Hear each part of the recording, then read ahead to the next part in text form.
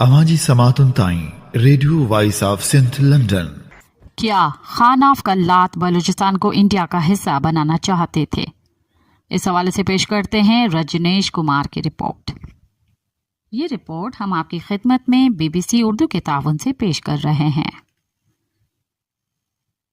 सन 1947 में तकसीम के बाद रियासत कल्लात तकरीबन 227 दिन तक एक आज़ाद और खुद मुख्तियार रियासत रही। बहुत से लोग रियासत कल्लात को पाकिस्तान का हैदराबाद कहते हैं। उसकी वजह यह है कि कल्लात एक आज़ाद रियासत थी जो इब्तिदा में पाकिस्तान में शामिल नहीं हुई थी, बिल्कुल जिस तरह निज़ाम हैदराबाद दक्खन ने भी इंडिया में शामिल होने से इनकार कर दिया था। याद रहे कि बलूचिस्तान का खित्ता 3 ममालिक में मुनक़सिम है। उनमें पाकिस्तान की सूबा बलूचिस्तान और ईरान की सूबा सिस्तान बलूचिस्तान के अलावा एक छोटा हिस्सा अफगानिस्तान में भी आता है। अफगानिस्तान में नेमरोज, हेलमंद और कंधार तारीखी तौर पर बलूचिस्तान में शामिल रहे हैं। लेकिन क्या खान ऑफ कल्लात बलूचिस्तान को इंडिया का हिस्सा बनाना चाहते थे?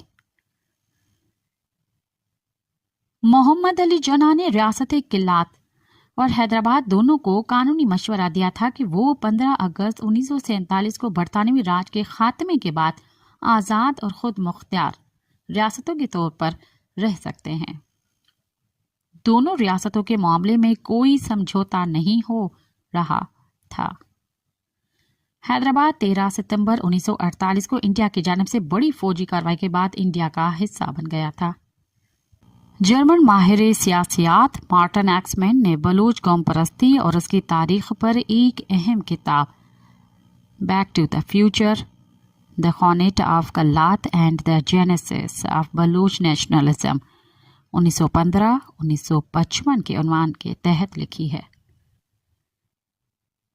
इस किताब में मार्टिन ने लिखा है कि कल्लात के बारे में जिन्ना के मशवरे से बरतानवी हुक्मरान हैरान रह गए, क्योंकि कल्लात हैदराबाद जैसा नहीं था।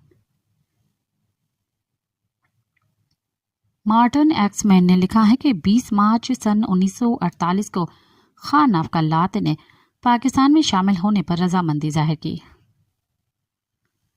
उन्होंने इंडिया और अफगानिस्तान से मायूस होने के बाद ऐसा किया क्योंकि खान ऑफ कल्लात खुद मुख्तियार रहने में इंडिया और अफगानिस्तान से मदद चाहते थे।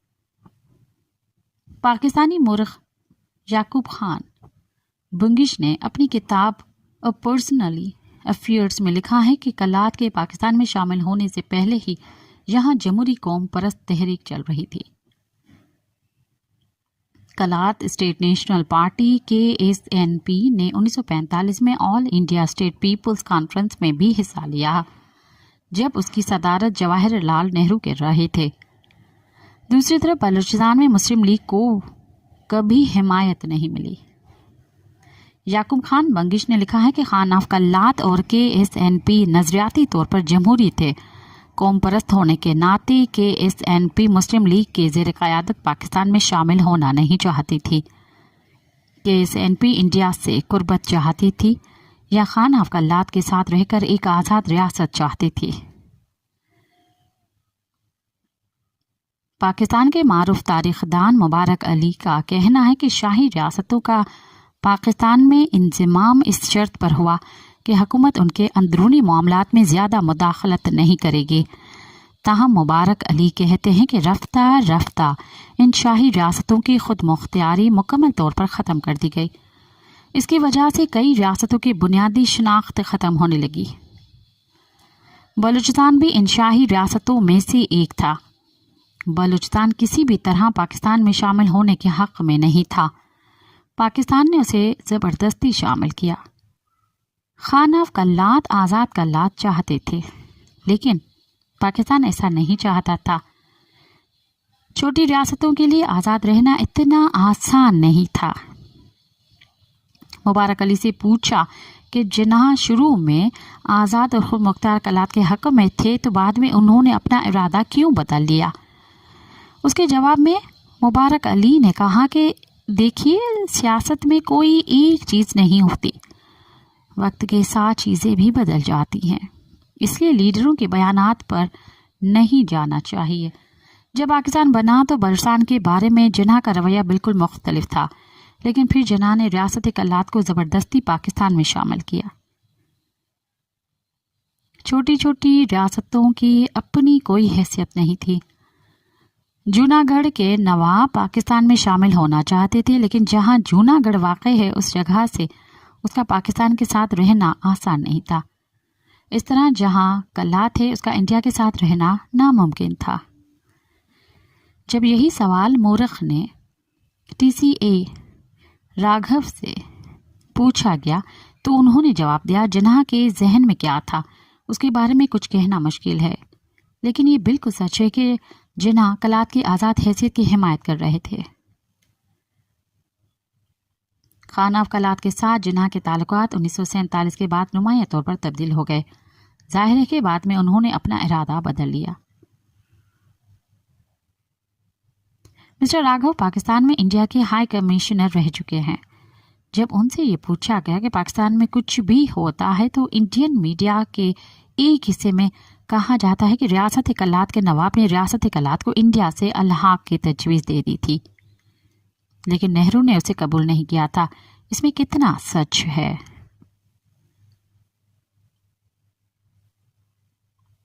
اس کے جواب میں مسٹر راگھو نے کہا کہ یہ واٹس ایپ کی تیار کردہ تاریخ ہے۔ نہرو اس زمانے کے بہت ہی قابل احترام رہنما تھے اور خان آف کلات ان کی بہت عزت کرتے تھے۔ خان آف کلات چاہتے تھے کہ ان کی ریاست کی حیثیت باقیوں سے بالکل مختلف ہو۔ برطانوی سلطنت میں کلات کی حیثیت مقامی شاہی ریاستوں سے مختلف تھی۔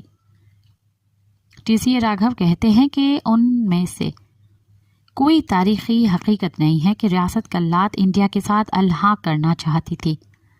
اصل بات یہ تھی کہ خان آف کلات علیحدہ اسٹیٹس چاہتے تھے اور اس کے لیے وہ ایران، برطانوی سلطنت، پاکستان اور انڈیا سے بات کر رہے تھے۔ اس کا مقصد کلات کے لیے الگ کیٹیگری بنانا تھا۔ کلات خود کو بہاول پور کی طرح نہیں دیکھتا تھا۔ ہمیں اس صورتحال کو سمجھنا چاہیے، نہ کہ جو جی میں آئے کہہ دیں۔ مبارک علی کا بھی کہنا ہے کہ ریاست کلات نے کبھی انڈیا میں شامل ہونے کی پیشکش نہیں کی تھی۔ انہوں نے کہا کہ ریاست کلات آزاد اور خود مختار رہنا چاہتی تھی۔ وہ کلات کو آزاد رکھنے میں نہرو کی مدد چاہتے تھے، لیکن خان آف کلات نے کبھی یہ نہیں کہا کہ وہ انڈیا میں شامل ہونا چاہتے ہیں۔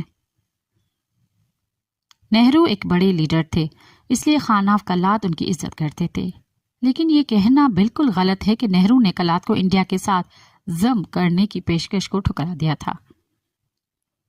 تاہم بلوچستان کے رہنما اور مورخ میر گل خان نصیر نے اپنی اہم تصنیف تاریخ بلوچستان میں لکھا ہے کہ 27 مارچ 1948 کو آل انڈیا ریڈیو نے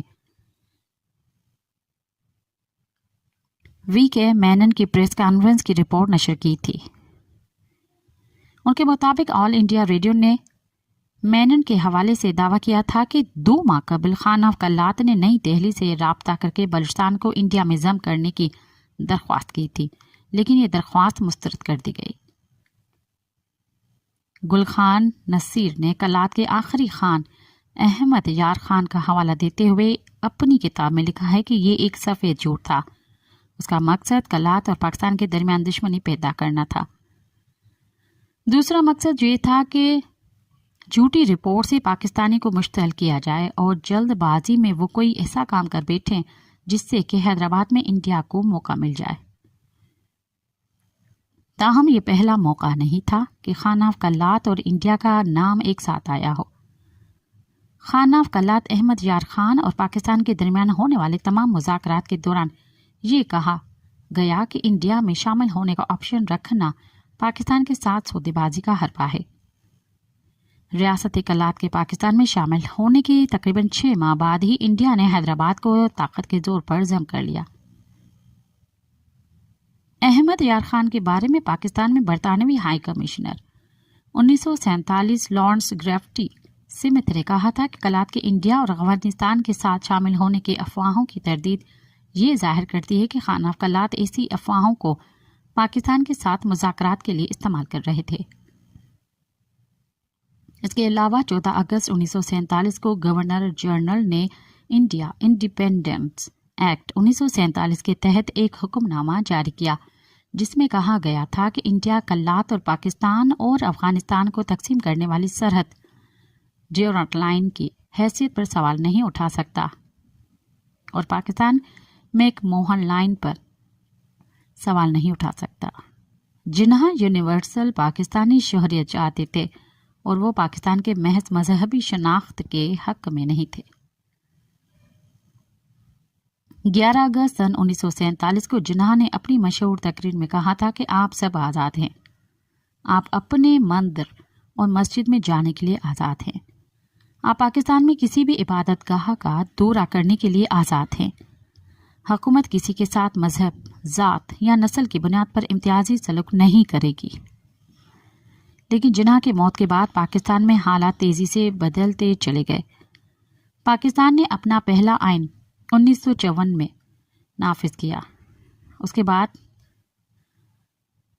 پاکستان میں ضم ہونے والی شاہی ریاستوں میں فوج اور بیوروکریٹس کا کنٹرول بڑھ گیا۔ یعقوب خان منگش نے لکھا ہے کہ جغرافیائی طور پر ریاستی پاکستان میں شامل ہو گئے لیکن سماجی انضمام نہیں ہوا تھا۔ کلات میں سیاسی سرگرمیوں کے لیے زیادہ جگہ نہیں تھی، ایسے میں زیر زمین باغی بلوچ پاکستان کے خلاف ہو گئے۔ TCA راگھو کا کہنا ہے کہ جب تک پاکستان بلوچستان کو سیکیورٹی اور فوجی نقطہ نظر سے دیکھے گا کوئی حل نہیں نکلے گا۔ اماجی سماعتن تائیں ریڈیو وائس آف سنتھ لنڈن